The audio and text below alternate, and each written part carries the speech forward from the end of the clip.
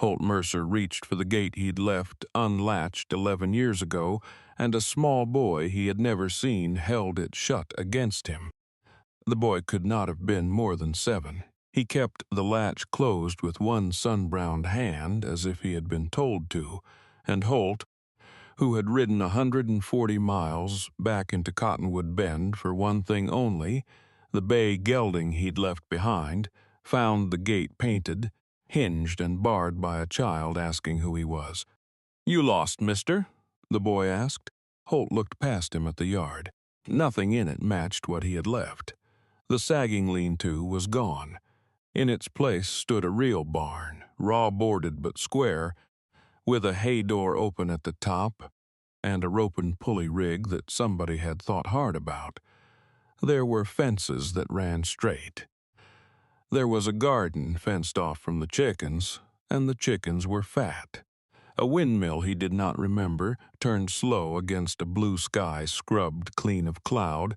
Somewhere behind the barn, a milk cow lowed once and went quiet, content. He had ridden 140 miles expecting a ruin. He had built the whole ride around the picture of a ruin. A single coal of an image he kept feeding. It had kept him warm and ashamed in equal parts. He had pictured the cabin caved at the corner where the chinking always failed. Had pictured the well-gone fowl and the woman gone, dead or moved on or married to some patient neighbor who'd had the sense to stay. He had not pictured this. He had not pictured a boy with a latch and a barn that a careful man would be proud of.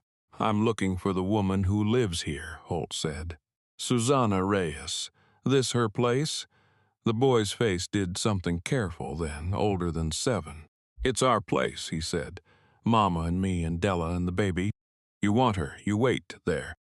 The boy did not run. He walked, fast and straight, like a child who has been taught that running tells people you're afraid. Holt sat his horse outside a gate he used to swing through without thinking and felt, for the first time in 11 years, that he was on the wrong side of a fence he himself had built. He had been 26 when he left, and the leaving had not even felt like leaving. It had felt like air.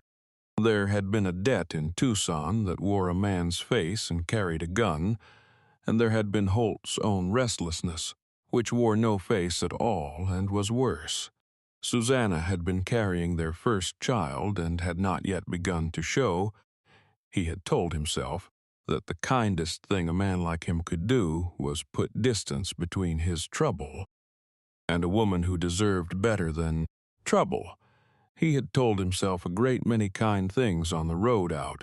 He had left his name on a homestead claim, half-broke bay gelding in the corral, and a brass pocket watch on the kitchen nail because it was the only thing of his worth anything, and he had meant it as a kind of apology.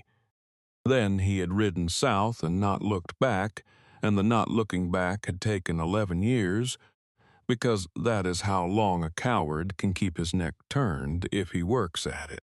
What he had done with those 11 years was learn, though he had not meant to. A man who runs has to be useful to strangers or he starves. Holt had hired on at a freight outfit out of El Paso, where an old German wheelwright named Brower took a dislike to him, and then slowly took a liking and taught him the only things Holt had ever been good at, which were iron and wood and the patient repair of broken machines. Brower had no children and a bad lung, and over 6 years he handed Holt every trick he knew: the underside cut, the greenwood wedge, the way to read a stress crack before it became a break. And the last thing he taught him, dying, was that a man who can fix everything but himself is the most useless tool in the shed. Holt had nodded at the deathbed and not understood it, and carried the not understanding north with the rest of his tools. He had ridden into Cottonwood Bend, a master of the small repair, and a stranger to the large one. He could mend any broken thing in that yard. He had spent 11 years proving he could not mend the thing he'd broken when he rode out of it. If some part of you still believes the overlooked person is the one worth choosing, the plain one, the bought one, the one who left and came back with nothing but two good hands and a debt, then stay with me and subscribe, because that's the only kind of love story I tell here, and this one is just getting to the part where the woman he wronged decides what he's worth. The screen door opened, and a woman came out onto the porch, drying her hands on her apron, and Holt forgot for a moment how to breathe. Susanna was 35 now, and she wore it like a woman who had earned every year and did not intend to give one back. Her honey-dark hair was pinned up with the same loose strand at the temple he remembered. Her face had gone from pretty to handsome, which is the harder and better thing for a face to do. She had a child on her hip, a fat brown baby gnawing a wooden spoon. A girl of 9 or 10 stepped out behind her, holding a hoe like a person who knew what it was for. Susanna looked at Holt across the swept yard. Her face did not crumple and it did not soften. It simply closed, smooth and final as a strongbox, without any drama at all. "Holt," she said. "Not a question." "Susanna." His voice came out wrong, too low. "You look well." "I am well." She shifted the baby. "What do you want?" There it was. No exclamation, no tears, no flying down the steps. Just a woman standing on a porch she had built asking a stranger what he wanted, because that is what he was now, a stranger, and they both knew it before either of them said it. "The bay," Holt said, because it was true and because it was the only true thing he had brought with him. "The gelding I left. I came for my horse." Something moved at the corner of her mouth that was not a smile. "You rode 100 miles," she said, "for a horse. He was a good horse." "He was," she agreed. "He pulled that wagon for 9 years. He's buried under the cottonwood at the back, next to the dog. You're welcome to dig him up if you want to take something." The boy at her side, the one who had held the latch, looked up at her and then at Holt with a sudden fierce understanding, and Holt watched a child do the arithmetic of his own existence in about 3 seconds and arrive at the answer. The boy stepped half behind his mother's skirt, not from fear, Holt thought, but from a kind of disgust, too clean and too young to have a name yet. "You'd best water your horse and go," Susanna said. "There's a trough at the road. You don't need to come through the gate for that." She turned to go back inside. The girl with the hoe turned with her, and the boy turned. And Holt, who had faced down 2 men in Tucson and ridden out of a flood and buried a partner with his own hands, sat on his horse outside a painted gate and could not find a single word worth saying. So he watered his horse at the trough by the road, and then, because he could not make himself ride away, he made camp in the cottonwoods a 1/4 mile off, where the buried gelding lay. He told himself he would leave in the morning. He did not leave in the morning. He woke to the sound of an axe and a curse, a child's curse, badly aimed, and he walked up through the trees in the gray light and saw the boy fighting a fallen cottonwood limb too big for him. The family's only saw bound up tight in a green knot the limb had closed around. The boy was crying with frustration and trying not to, which is the worst way to cry, and Holt stood at the edge of the trees and watched, the way a man watches a thing that is none of his business. Then he set down his coffee and went and freed the saw. He didn't say anything. He just worked the green wood loose, wedged it, showed the boy with his hands how you cut a bound limb from the underside first so it doesn't pinch. The boy watched, furious and fascinated. When the limb dropped clean, the boy looked at him with the bottomless suspicion of a child who has decided not to be charmed. "Mama says you're nobody," the boy said. "Your mama," said Holt, "is a smart woman." That was the wrong answer to argue with, so the boy didn't, and the two of them stacked the wood in silence. And somewhere in the stacking Holt, understood that he was not going to get to ride away from this. The clean way, the cheap way, the same way he had ridden away from everything else in his life. Susanna found them at the woodpile an hour later. She did not thank him. She stood with her arms crossed and looked at the neat stack, and then at the man who'd made it. Holt could see her weighing something heavy, hefting a thing she did not want to pick up. "One day," she said finally. "You can stay one day. You'll fix the windmill brake that's been screaming for a month, because I can't get a man out from town for less than $3. And I've got better uses for $3. Then you'll go, and you won't come back, and you'll leave my children out of whatever it is you came here to feel sorry about." "All right," Holt said, "and you'll sleep in the barn." "All right," she uncrossed her arms. "Della, show the man where the tools are. Don't show him where anything else is." The girl, Della, looked at her mother to be sure she meant it, and Susanna nodded once. The girl led Holt to a tool shed that was better organized than any outfit he'd ridden for. Everything hung on its nail. Everything had a place and was in it. Some men read a face. Holt read a tool shed. He stood in the doorway and read 11 years of work done without him, done in spite of him, done to spite him a little, maybe. He felt the shame come up his throat like river water. "Who built the barn?" he asked. Della said. "And Mr. Okafor next door for the high parts, and me, the parts I could reach." She looked at him sidelong. "Mama can do anything. She built the windmill from a kit and a book. She set the well casing. She birthed the cow's calf when it came backwards. The girl's chin came up. She doesn't need anybody." "I can see that," Holt said, and meant it so hard it hurt. If you've made it this far into Susanna's story, hit subscribe, because what happens next is the part I've been waiting to tell you. He fixed the windmill brake. It took the morning, because somebody, Susanna probably, had already tried to fix it and had gotten it 90% right, which is the hardest kind of broken to repair, because you have to undo someone's good work first. By noon the screaming had stopped, and the wheel turned clean and quiet in the wind. The silence of it brought Susanna out onto the porch with the baby, and she stood and listened to her windmill not screaming, and Holt, up on the platform, watched her close her eyes for 1 second at the sound of one fewer thing being wrong in her life. Then she opened them, and her face shut its door again. He should have left at noon. The deal was one day, but there was a fence post heaved out of true by frost, and then there was the chicken run with a gap a fox would find, and then it was supper time.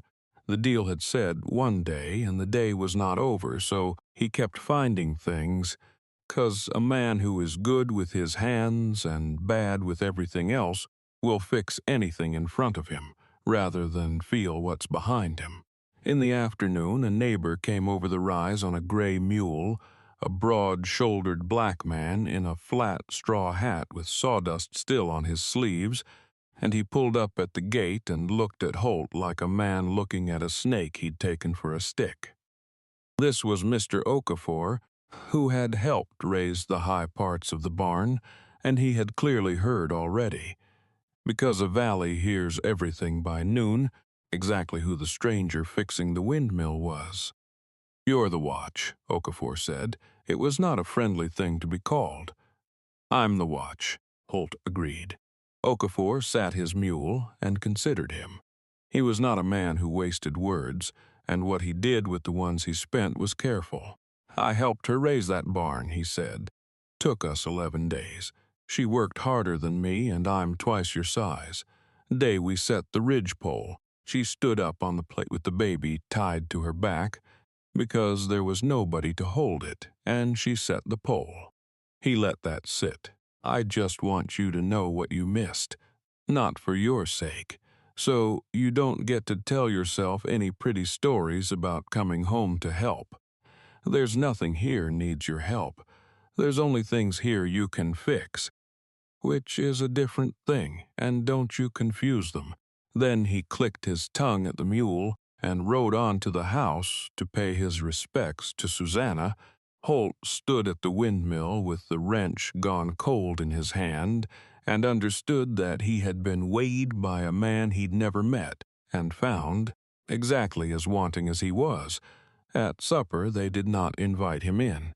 Della brought a plate out to the barn, set it on the rail, left without a word, and Holt ate cold beans and good cornbread in the smell of hay and horse, and thought it was the best meal he'd had in 11 years, which told him something ugly about the 11 years. The boy's name, he learned, was Thomas. He'd named himself that. Susanna's name for the father neither of them spoke of. T for the name Holt had left on the claim. The baby was called June for the month she came.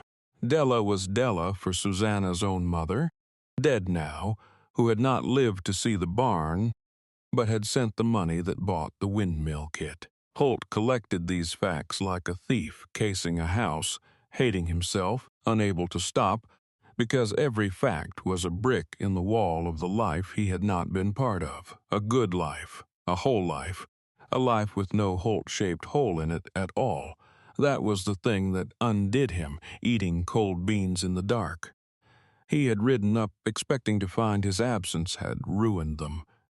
Instead, his absence had been the foundation they'd built on. They had not survived him leaving. They had thrived on it. In the morning, he found the watch. He'd gone into the cabin only because June was screaming with a fever, and Susanna's hands were full, and she'd snapped at him to fetch the tin of feverfew from the high shelf, because he was tall and she was tired, and he'd reached up, and his eyes had fallen on the kitchen nail by the door. There it was, the brass pocket watch, his watch. Still on the nail where he'd hung it 11 years ago, polished, wound, ticking, the chain looped neat. She had kept it running. For 11 years she had wound a dead man's watch. He didn't say anything about it. He brought down the feverfew and helped with June through a long bad night, walking the screaming baby up and down the porch while Susanna dosed and sponged and did the things a mother does. Around 2 in the morning, the fever broke and the baby went heavy and sweet against his shoulder and slept. Susanna stood in the doorway watching the man hold the child, and her face was not a strongbox anymore. It was just tired and frightened, human. "You kept the watch wound," Holt said quietly, not looking at her, looking at June's damp curls. Susanna was quiet a long time. "It's a good watch," she said at last, which was exactly what he had said about the horse, and they both heard the echo, and neither of them laughed. "Why?" he said. She came and took the sleeping baby from him, careful, and the transfer brought them close for a moment in the dark doorway, 2 people who had made 3 children and a ruin and a thriving ranch between them. And she did not move away as fast as she could have, because Thomas asked me once if his father was dead, she said, and I didn't want to lie to him more than I already had. So I told him his father was a watch on a nail, ticking, but never here. I wound it so I wouldn't have to explain why I'd let it stop. She looked at him then, full on, in the failing lamplight. "Don't you dare think it was for love, Holt. I wound it the way you keep a grave tended, out of duty to a thing that's gone, and nothing warmer." It was the cruelest, true thing anyone had ever said to him, and he deserved every word. He nodded and went back to the barn and did not sleep. The second day became a third, and the third a fourth. Nobody renegotiated the deal because nobody wanted to be the one to say the deal was off. Holt worked. He reshingled the cabin's bad corner. He dug the well casing 2 feet deeper to chase the water table that had dropped in the dry summer. He taught Thomas to throw a rope and taught him better not to lie about whether he'd practiced. He stayed out of Susanna's way and did the work she pointed at and never once said the words sorry or stay or mine, because he had learned, late, that those were words a man earned by doing and forfeited by saying. It was Della who broke first, because the careful ones always do. She came to him at the forge where he was setting a wagon tire, and she watched him work the hot iron, and she said, not looking at him, "Are you our father?" Holt set down the hammer. "Yes." "Why'd you leave?" He could have lied. He had spent 11 years getting good at the lie, the one about debts and danger and a kindness so big it looked exactly like running. He looked at this girl who had built a barn at 9, who organized a tool shed, who held a hoe like a weapon, and he found he could not hand her the lie. She was too good for it. They all were. "Because I was afraid I'd ruin you," he said, "and I was a coward. And the second thing is the true one. The first thing was just the story I told to make the second thing sound less like what it was." Della took that in. She was a serious child, and she gave it the seriousness it was owed. "You did ruin us a little," she said. "When I was small, I used to think it was my fault, that I cried too much as a baby, and you left because of it." The hot iron hissed in the slack tub. Holt held very still, because if he moved he was going to break, and a grown man breaking in front of a child is a burden, not a gift. "It was never you," he said. "It was never any of you. It was me all the way down. You were perfect. You're perfect now." He made himself meet her eyes. "And I'd understand if you never forgave me. I'd think less of you if you did it quick." Della almost smiled. Almost. "Mama says forgiveness is thing you do for yourself, not for the other person." She picked up the cooled tire and looked at the line of it, checking it true, the same trick he'd shown Thomas for a rope. "But Mama also says some people don't deserve it, and you give it to them anyway, because the not giving costs you more than them." She set the tire down. "I haven't decided which one you are yet." "Take your time," Holt said. "Got nowhere I'd rather be." And that was true, and it was the first true thing about staying he had let himself feel, and it terrified him. The trouble came on the 5th day, as trouble does, from the direction nobody's watching.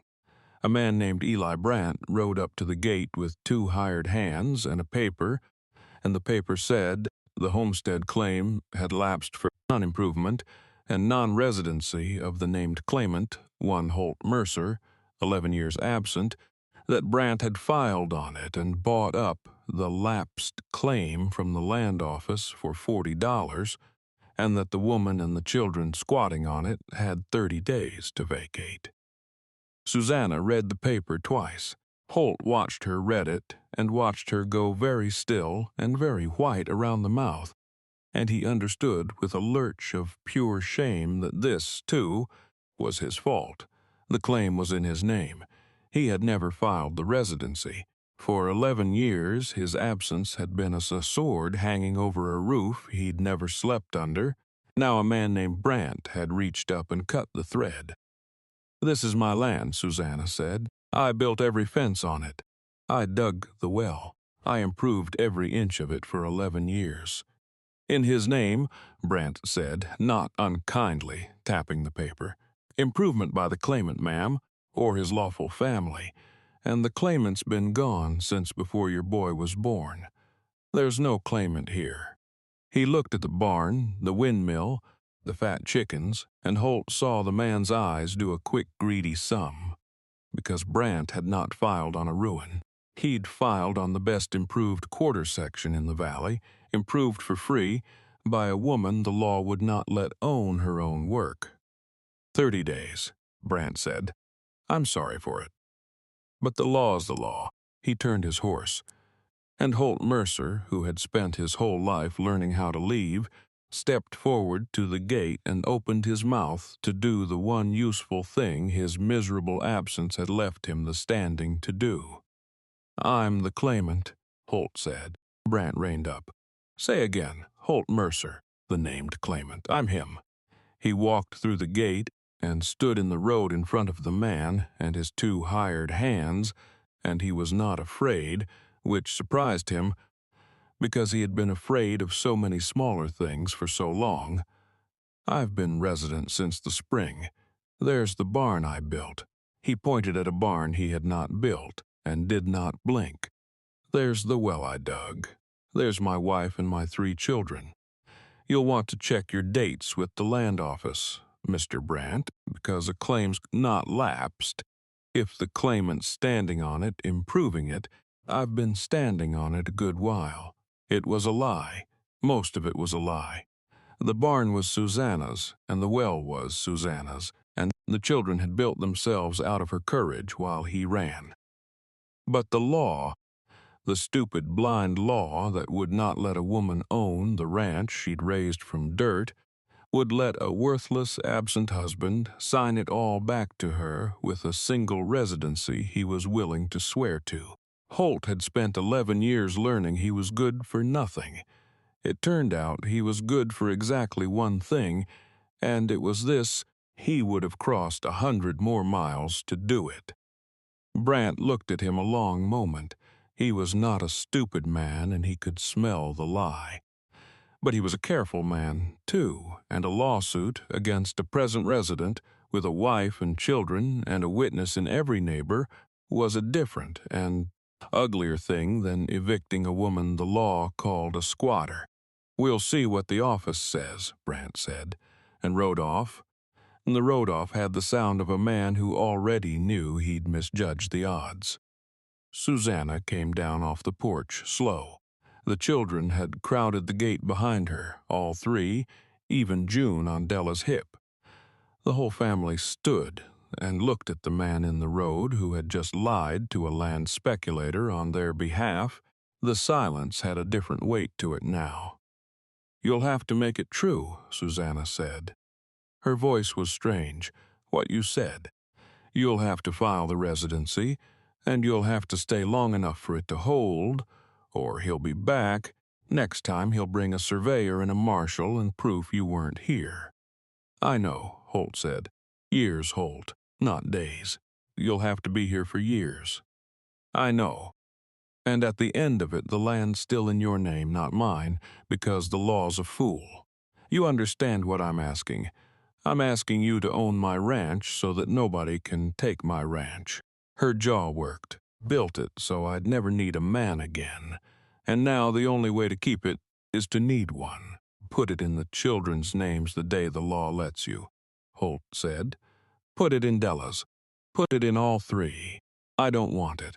I never wanted to own anything. That was always the trouble with me. I'll sign anything you put in front of me.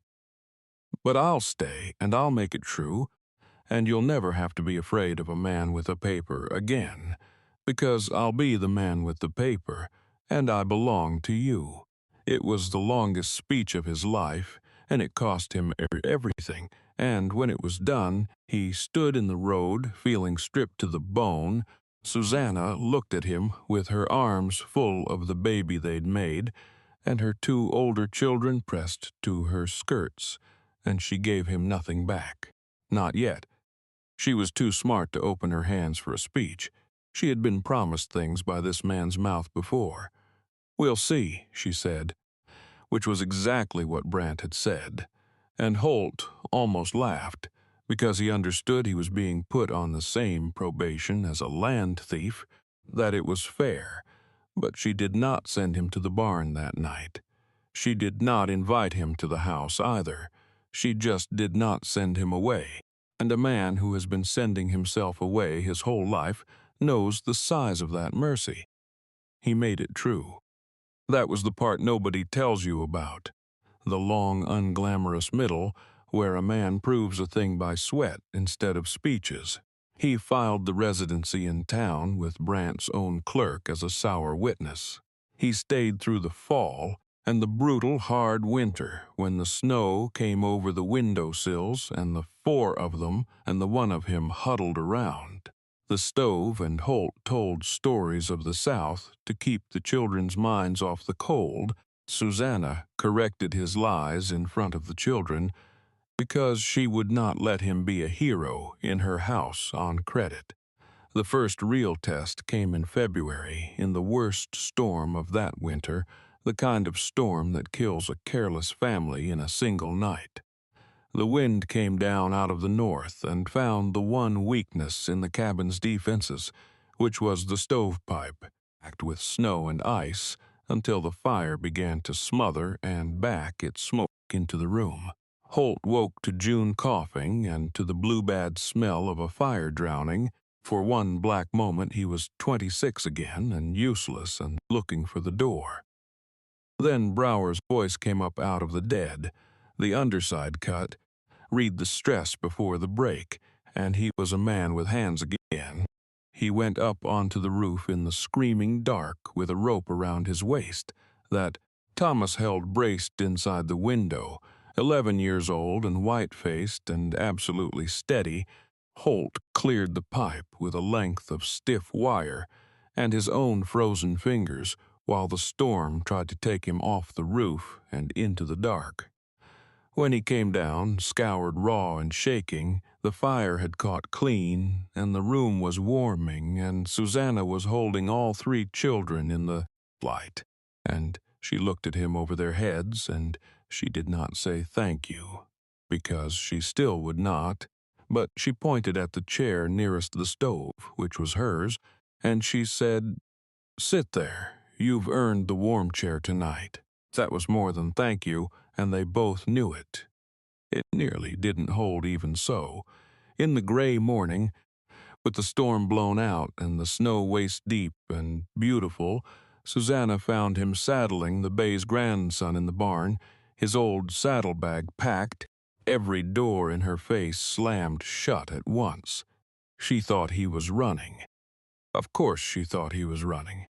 It was the only thing she had ever known him to do, and a man does not unteach a thing like that in one winter. He had to stand in the snow and explain, badly, that he was only riding to town for a new length of stovepipe, so the thing could never happen again. She did not believe him. And he understood that she would not believe him until he came back, and that this, the coming back, the small, unspectacular coming back from town with a stovepipe, was the only argument he had left and the only one worth anything. So he rode out, and she watched him go with her face a wall, and he came back at dark with the stovepipe and a sack of horehound candy for the children, and she met him at the gate, and she did not say she was glad, but she had left the lamp lit and the gate unbarred. A man who has spent his life on the wrong side of gates knows what an unbarred gate is worth. He stayed through the spring calving and lost no calves. He stayed through a second summer and a third. Somewhere in there he stopped sleeping in the barn, though it took a long time, and it was Della who decided it, not him and not Susanna. Della, who one freezing night simply said, "You'll catch your death out there, just sleep by the stove like a person." And nobody contradicted her. That was that. The vindication, when it came, looked nothing like what Holt had pictured on the ride-up, when he'd imagined he'd ride in and be needed and be forgiven and be a hero. It came on an ordinary Sunday in the 3rd year, the church social in Cottonwood Bend, with the whole valley watching. Though nobody but Holt knew they were watching anything. Eli Brandt was there, prosperous and respectable, and he made the mistake of being expansive in front of company. And he said, loud enough to carry, that he'd always known the Mercer place would come good once it had a real man on it, that a woman alone could keep a thing from falling down, but it took a man to make it grow. The talk around the table went quiet, the hush that falls just before something breaks. Susanna Reyes, who had built the barn and dug the well, and birthed the backward calf, and raised 3 children alone for 11 years, and then chosen, with her eyes wide open, to let one flawed man back into the edge of her life, set down her coffee cup. She did not raise her voice. She did not need to. The whole social was already leaning in. "Mr. Brandt," she said pleasantly, "my husband will be the first to tell you he hasn't grown a thing on that place that I didn't plant first. He fixes what's broken, and he's good at it, and I'm glad to have his hands. But the barn you admired was raised the year your survey says he was 1,000 miles south. The well you keep saying improved the claim, I dug it with this." She held up one hand, palm out. Calluses on it were visible across the table, and a woman near her made a small sound. "He came back to a ranch I'd already built. The only thing he's grown here is into a better man than he left as, and I'll take the credit for that too, since I'm the one who let him try." Holt sat very still and did not say a word, and did not gloat and did not need to, because his wife had just told the whole valley the exact truth in the gentlest, most lethal voice imaginable, and the truth was that she had never needed him, not for the building of anything, and that she had taken him back anyway, which is a different and far rarer thing than need. Brant's face went the color of a brick. A man at the end of the table laughed once, tried to swallow it, and failed. That was the vindication, not Holt proven right. Susanna proven right, in front of everyone, about the only thing that had ever been in question, which was whether the woman they'd all quietly pitied for 11 years had been a woman to pity or a woman to stand in awe of. The valley revised its opinion at that table on that Sunday, and it stayed revised. On the slow wagon ride home, with June asleep across her lap and Thomas and Della in the back arguing happily about nothing, Susanna finally let the strongbox open. Just a little, just at the corner. "You didn't say anything back there," she said, "when Brant was talking. You just let me. It was your fight," Holt said. "I've taken enough that was yours." She was quiet over the next rise. Then she said, not looking at him, in the voice of a woman conceding a thing she'd defended for years, "The watch stopped last week. I forgot to wind it." A pause. "Didn't wind it again." Holt's hands tightened on the lines. He understood what he was being told, and he understood it was the largest thing she ever given him, and he had the sense, finally the hard-won sense, not to answer it with a speech. "All right," he said softly. "It's just a watch," Susanna said. "It's a good watch," said Holt. And this time, at last, they both laughed, the children laughing too in the back without knowing why. The wagon rolled home toward a barn she had built, and a man who had finally learned to stay, under a clean blue sky in a valley that had stopped feeling sorry for any of them. He never did dig up the bay gelding.